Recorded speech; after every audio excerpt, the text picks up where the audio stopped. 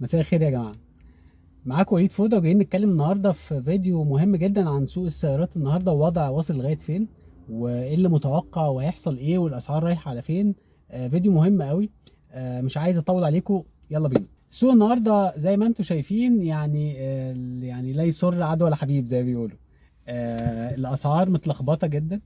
الدنيا مش واضح ايه اللي هيحصل قدام، لكن اللي اقدر اطمنكم وابشركم فيه ان في حركه في الاسعار بتحصل الفتره دي بسبب قانون الاستيراد للمصريين في الخارج. القانون هايل ومتاخر، بس مش مشكله، المهم ان هو اتطبق.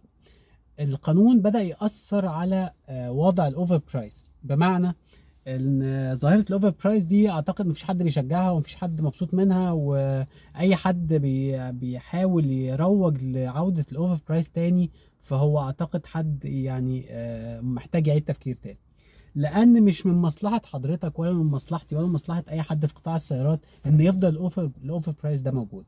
خلينا نرجع للمنطق ونرجع لاسعار العربيات الحقيقيه، مش عايز اقول بقى اسعار المنطقيه، لان الاسعار العربيات اصبحت لا تساوي قيمه العربيات. بمعنى ان حضرتك ممكن تدفع النهارده في عربيه 600 700 الف جنيه، وهي في الحقيقه الخامات اللي متصنعه منها والديورابيلتي بتاعتها ومدى تماسكها والستيبل والوسائل الامان والقصه دي كلها لا تساوي 400 الف جنيه. فده احنا خلاص، ده الوضع العالمي حاليا، وده حالة تضخم اللي العالم كله فيه. الفترة دي احنا لاحظنا ان الاوفر برايس بدأ ينزل، وبدأ يجي عروض على العربيات. اشتري عربية النهاردة بالسعر الرسمي، وكأن السعر الرسمي ده هدية يعني وكأن ان مش ده العادي ان انا اشتري عربية بالسعر الرسمي بتاع الوكيل.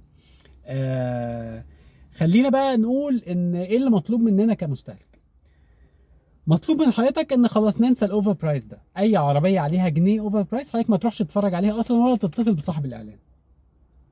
تاني نقطه مهمه هي ان حضرتك لو مش محتاج لعربيه الفتره دي، اصبر بقى الكام شهر اللي جايين لغايه لما عربيات المصريين بالخارج تبدا تنزل، ونبدا نشوف عربيات جايه استيراد، وتبدا العرض والمعروض يكون اكتر من الطلب، لان اساسا في حاله من حالات الركود في العالم كله، وعندنا في مصر في كذا عامل من العوامل مخليه حاله الركود يمكن ازيد شويه. الناس الحكومه بتتكلم على ان نسبه التضخم واصله ل 18%. انا اعتقد ان هي اعلى من كده، واعتقد ان الركود اصاب سوق السيارات، واصاب سوق الملابس، واصاب اسواق العاب الاطفال، واصاب اسواق قطع الغيار الاستيراد في الحرفيين. ويعني الناس كلها اعتقد ان في حاله من حالات الركود في قطاعات الدوله بالكامل، نتيجه لعوامل خارجيه ونتيجه عوامل داخليه. لو محتاج عربيه، فاحب ابشرك ان القانون ده عمل خلخله في اسعار العربيات المستعمله. يعني في ناس من التجار اللي عندهم عربيات جالهم حاله من حالات البانيك لما حصل والعربيات هتنزل واسعار العربيات اللي عندي هترخص، فبدا يتهاون في سعرها. ده جميل على فكره، يعني عايزين يحصل حركه، مش من مصلحتنا ان السوق يفضل مكلبش. خلي الموضوع يتحرك. لو بقى حضرتك محتاج عربيه، ابدا اختار عربيه يكون سعرها مناسب، يكون حالتها كويسه. طبعا وانت بتشتري عربيه مهم جدا انك تعرف خطوات شراء العربيه المستعمله. ده فيديو هتلاقيه على جزئين في عندي على قناه اليوتيوب، لو حضرتك مهتم ان حضرتك تشوفه انزل لحضرتك اللينك بتاعه. لو حضرتك بتبيع عربيتك المستعمله، برضو في فيديو ازاي تبيع عربيتك باعلى سعر في ظل المنطق.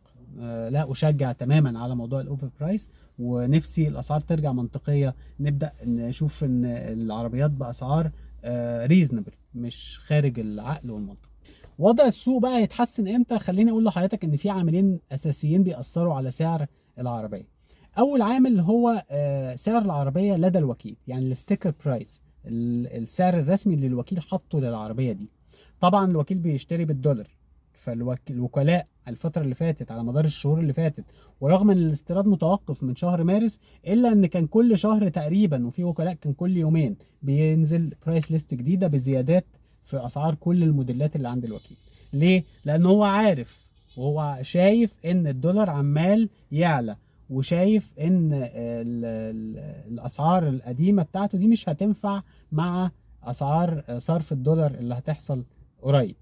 فبالتالي هم عمالين يزودوا الاسعار كل فتره. فسعر العربيه عند الوكيل ده اول عامل بيأثر على سعر العربيات الزيرو والمستعمل في سوق السيارات المصري. تاني عامل هو ايه؟ هو مدى توفر العربيه ولا لا. يعني سعر العربيه عند الوكيل 600 موجوده عنده بقى ولا لا. العاملين دول مع بعض هم اللي بيحددوا سعر العربيه في السوق، سواء كسر زيرو او مستعمله.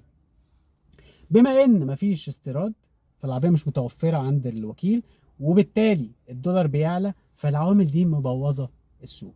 طيب سؤال، وليد، انت متوقع السوق يتعدل امتى؟ لو الاستيراد اتفتح اقدر اقول لحضرتك ان الوضع هيتحسن. انا اعتقد ان احنا بنتكلم على نص 23 ان لم يكن اخر 23 2023 على ما سوق العربيات يبدا يتعافى ويشم نفسه، ويبدا حركه الاستيراد ترجع لوضعها الطبيعي، ويبدا يبقى فيه وفره في العربيات. لو في وفره في العربيات هيبدا السوق يشتغل شويه. الوضع النهارده مش احسن حاجه، لكن لازم يكون عندنا امل بقى في اللي جاي، لان احنا لو وقفنا عند الحته دي مش هنكمل. لو لقيت فرصه كويسه في المستعمل حضرتك نفذ فيها، ما تشتريش باوفر برايس. لو بتبيع عربيتك بيعها بسعر منطقي عشان اللي قدامك يقدر يشتري بسعر منطقي ويبدا العجله تدور. ريت نتخلى بقى خلاص عن فكره الاوفر برايس. اتمنى الفيديو يكون عجبكم وقدرت اوصل لكم وضع السوق حاليا عامل ازاي. ان شاء الله اللي جاي احسن باذن الله، ونتوقع باذن الله تفائلوا بالخير تجدوه، ويعني خلي عندنا امل في بكره ان شاء الله. لايك وشير للفيديو وسبسكرايب عشان يوصل لك كل جديد، واشوفكم ان شاء الله الفيديو الجاي. مع السلامه.